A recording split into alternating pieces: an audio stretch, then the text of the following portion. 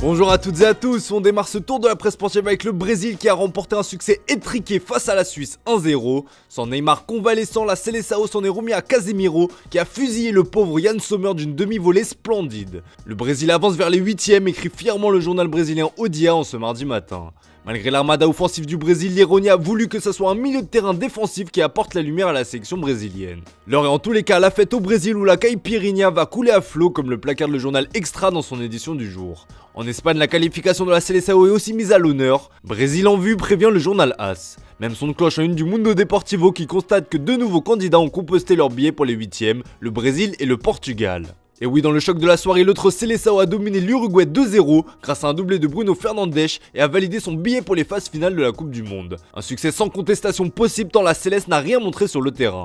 Pour le journal Record, le Portugal fait rêver et peut rêver plus grand. Bruno Fernandes qui aurait pu marquer un triplé mais sa frappe en fin de match a touché le poteau, fait aussi la une du quotidien Abola qui parle de prince charmant dans son édition du jour. Comme vous pouvez le voir, le joueur de Manchester United apparaît dans les bras de son coéquipier Cristiano Ronaldo, une image qui met donc un terme aux supposées tensions entre les deux hommes.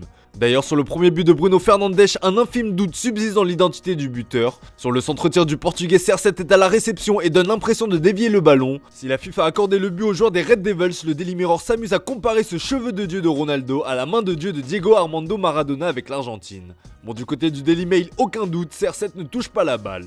Maintenant, Cristiano revendique des buts qu'il n'a pas marqués, enrage le tabloïd anglais. Chacun se fera son propre avis.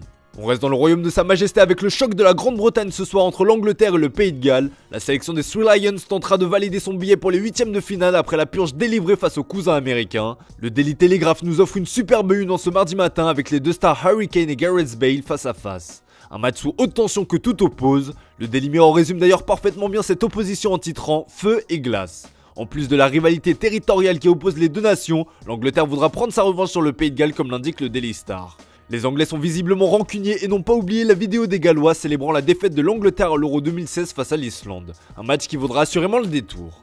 On continue ce tour de la presse sportive avec nos bleus qui ont le sourire. Première nation à s'être qualifiée pour les phases finales, l'équipe de France aborde le dernier match face à la Tunisie avec l'ambition de terminer première de son groupe. Un point suffira au bonheur du peuple français et pour y arriver ils pourront compter sur Big Grisou comme le surnomme l'équipe en ce mardi matin. Le Français a retrouvé des couleurs depuis son repositionnement au milieu de terrain. Dans un rôle hybride de milieu relayeur qui lui va à ravir, Grisou retrouve une certaine influence dans le jeu des Bleus. Le Parisien fait également un constat similaire et évoque sa renaissance dans ses pages intérieures. Ce retour en forme fait forcément le bonheur de son club de l'Atlético de Madrid. Le journal AS évoque aussi le nouveau rôle du Français dans ses pages intérieures, ce qui pourrait donner des idées à Diego Simeone. Si tout roule pour la France, difficile d'en dire autant pour nos voisins belges. Le début du mondial est catastrophique et les Diables Rouges se retrouvent en grand danger après la défaite surprise face au Maroc. Le vestiaire est au bord de l'implosion et le journal de la dernière heure ironise en parlant de barbecue tendu chez les Diables. De son côté, RTL Info Belgique confirme qu'une altercation a eu lieu après le match de dimanche entre Jan Vertonghen et le duo Kevin De Bruyne et Eden Hazard. Il a même fallu que Romelu Lukaku intervienne pour éviter que cela ne dégénère. À ce sujet, on devrait vite avoir la version des joueurs puisqu'une conférence de presse a été prévue aujourd'hui à 13h. Carrasco et Théat étaient prévus mais c'est finalement Vertonghen et Hazard qui vont se présenter. De son côté, l'équipe révèle que plusieurs cadres du vestiaire ne s'apprécieraient pas au point de ne plus s'adresser la parole. Thibaut Courtois et Kevin De Bruyne pour des raisons privées. Eden Hazard et Leandro Trossard ne sont pas les meilleurs amis du monde étant donné que le deuxième souhaite clairement prendre la place du premier. Enfin, ce n'est pas la fête non plus entre Romelu Lukaku et Michy Batshuayi. Ambiance. On file en Italie, on ouvre une petite parenthèse puisqu'un séisme a eu lieu dans le Piémont. Après une réunion extraordinaire organisée au siège de la vieille dame, Andrea Agnelli, le président de la Juventus, et son conseil d'administration ont démissionné. Révolution, placarde la Gazzetta dello Sport dans son édition du jour. Le club turino a publié un communiqué sur son site internet pour confirmer cette information révélée par plusieurs médias italiens. L'implication de tout l'état-major Bianconero dans l'enquête Prisma, ouverte par la justice turinoise pour fausse comptabilité et faux états financiers, seraient les principales raisons qui auraient conduit à la démission des dirigeants de la Juve, comme l'écrit le Corriere dello Sport. Le règne d'Andrea Agnelli a démarré le 19 mai 2010, c'est donc une nouvelle ère qui se profile à la Juventus, comme l'explique Tutto Sport en ce mardi matin. La prochaine direction devrait être incarnée par John Elkann, le cousin d'Andrea Agnelli et actuel PDG d'Exor, la société mère qui regroupe, gère et contrôle les différentes affaires de la famille.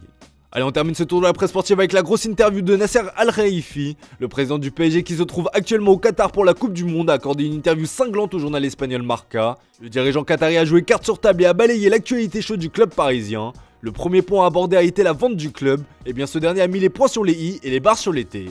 Cela me fait rire, je ne sais pas si je dois répondre honnêtement à cette question car cela me semble être une blague. Ce n'est que le début pour QSI et le PSG et tout ce que nous faisons. Nous sommes sur le point d'entrer dans une deuxième phase dans laquelle nous verrons une croissance incroyable. Nos jours les plus excitants sont encore à venir pour le PSG et tout notre groupe, a-t-il tenu à clarifier. Nasser Al-Khelaifi a ensuite abordé l'épineux cas du Parc des Princes en expliquant qu'un déménagement était à l'ordre du jour car la ville ne veut pas que nous restions, a-t-il expliqué. Enfin, une nouvelle question sur l'avenir de Kylian Mbappé lui a été posée, ce qui a eu le don de l'irriter. Chaque mois, chaque semaine et même chaque jour, je dois répondre à cela. Il vient de prolonger son contrat et nous sommes contents, a-t-il lâché, à l'heure où son conseiller sportif Luis Campos n'a de son côté pas fermé la porte au Real Madrid. Affaire à suivre. Voilà les amis, c'est tout pour ce matin. Merci pour votre fidélité, bonne journée à vous. On se retrouve tout à l'heure pour le traditionnel JT Foot Mercato.